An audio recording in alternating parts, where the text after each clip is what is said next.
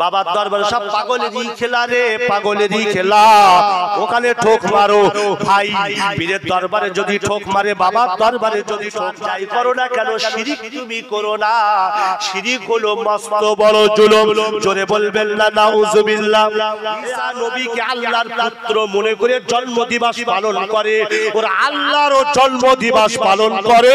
এভাবে করে ওরা আল্লাহ এবং নবী ঈসাকে ওরা অপমান হচ্ছে। আপনি হাসছেন? আগে যখন পীরের কাছে বলতাম, পীর সাহেব একটু কিভাবে হেদায়েত পাওয়া যায় বলো, তখন পীরেরা কি করতো? তাড়াতাড়ি বলেন, কোরআন দিত আর বলতো এই কোরআন শরীফটা বাবা ফলো করো, ইনশাআল্লাহ হেদায়েত পেয়ে যাবে। আর এখন পীরের কাছে যাও, এমন তাবিজ লিখে দেবে যে পীরও জানে না যে কি তাবিজ লিখেছে, আর যে মুরিদ নিচ্ছে সেও জানে না যে কি তাবিজ লিখেছে। ঠিক বলছি না ভুল বলছি?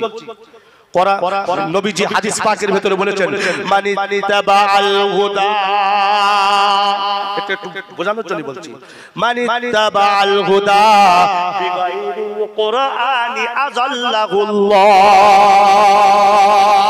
আল্লাহ পাকের নবী বলেছেন, হেদায়েত যদি কোরআন বাদ দিয়ে কোথাও নিতে চাও, আমার আল্লাহ নিজ দায়িত্বে তাকে গোমরাহ করে দেবে। সুতরাং যে দলে দরবারে পীরের কাছে কোরআন নেই, ওখানে হেদায়েত পেতে যেও না, আল্লাহ উল্টে তোমাকে পথভ্রষ্ট করে দেবে। প্রিয় শ্রোতা মণ্ডলী, পীর সাহেবের কাছে গেছে, হুজুর আমি আপনার মুরিদ হতে চাই। পীর সাহেব বলছে, বাবার দরবারে সেজদা করো। বাবার দরবারে সব পাগলেরই খেলা রে, পাগলেরই খেলা। ওখানে ঠোক মারো ভাই, পীরের দরবারে যদি ঠোক মারে, বাবার দরবারে যদি ঠোক মারে, মসজিদে গিয়েও যদি ঠোক মারে, দুটো ঠোক কি আল্লাহ নেবে? আমার আল্লাহ কোরআন শরীফের 5 পারায় সূরা নিসার 5 নম্বর পৃষ্ঠায় বলেছেন, ইন্নাল্লাহা লা ইয়াগফিরু আইয়ুশরাকা বিহি ওয়া ইয়াগফিরু মা দুনা যালিকা লিমান ইয়াশা। আমি আমার বান্দার সব গুনাহ ক্ষমা করব, কিন্তু শিরকের গুনাহ আমি আল্লাহ ক্ষমা করব না। রজবাড়ি সাহেব তাই ব্যাখ্যা দিচ্ছিলেন, পারা নাম্বার 21 সূরা লোকমান পৃষ্ঠা নম্বর 2 মিডল পয়েন্টে।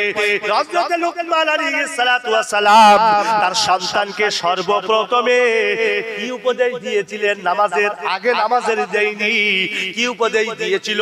ওয়াইয ক্বালা লুকমানু লিবনিহি ওয়া হুয়া ইয়াইদুহু ইয়া বুনাইয়া লা তুশরিক বিল্লাহ ইন্নাশ শিরকা লাযুলমুন আযীম।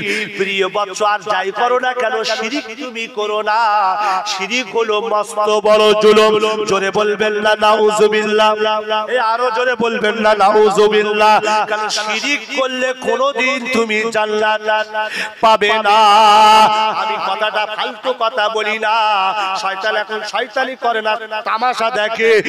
25শে ডিসেম্বর খ্রিস্টানদের উৎসব বড়দিন, আসলে ওটা মুসলমানদের কাছে বড়দিন না, ওটা মুসলমানদের কাছে দুঃখের দিন। আর ঠিক বলছি না ভুল বলছি? কারণ খ্রিস্টানেরা ঈসা নবীকে আল্লাহর পুত্র মনে করে জন্মদিবস পালন করে, ওরা আল্লাহরও জন্মদিবস পালন করে। এভাবে করে ওরা আল্লাহ এবং নবী ঈসাকে ওরা অপমান করে। কোন মুসলমান যদি ওদের ওই বড় উৎসবে যদি থ্যাঙ্কস দেয়, ধন্যবাদ দেয়, আমি আরাফাত বলছি, ওই মুসলমানের ঈমান থাকবে না। ঠিক বলছি না ভুল বলছি? কোরআন তার নমুনা। ওরা খ্রিস্টানরা ঈসা নবীকে আল্লাহর বেটা বলে। আল্লাহর কি বেটা আছে?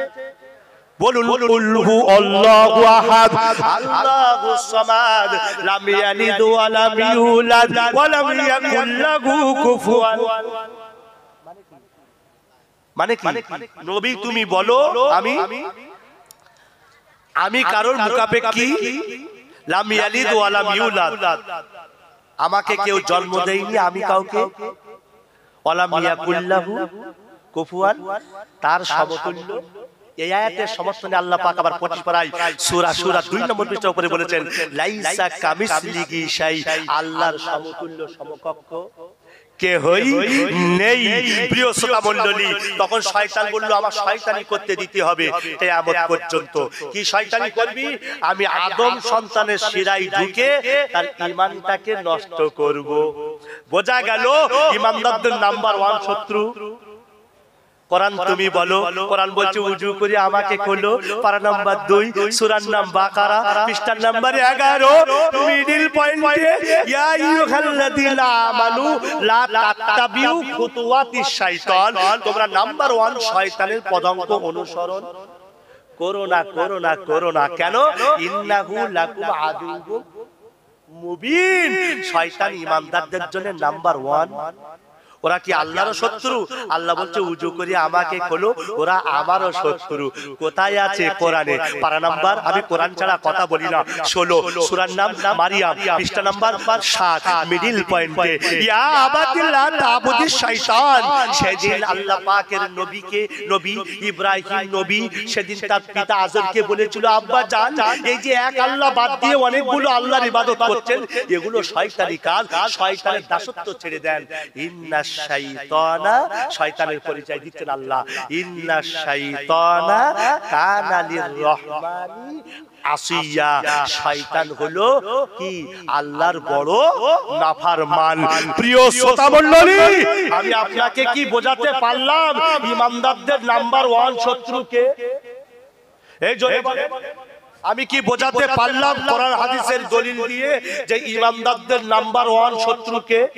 সবাইকে চিল্লায়ে বলতে হবে ঈমানদারদের নাম্বার 1 শত্রুকে। আরো জোরে, আরো জোরে। এটা ভুলে যাবেন না তো। তাহলে কার অনুসরণ করতে হবে? আর রাসূলের আর শয়তানের। এই তো এখন বললেন, কালকে যদি পিকনিক হয় আর ড্যান্স হয়, ডুক ডুক ডুক ডুক ডুক বাজে,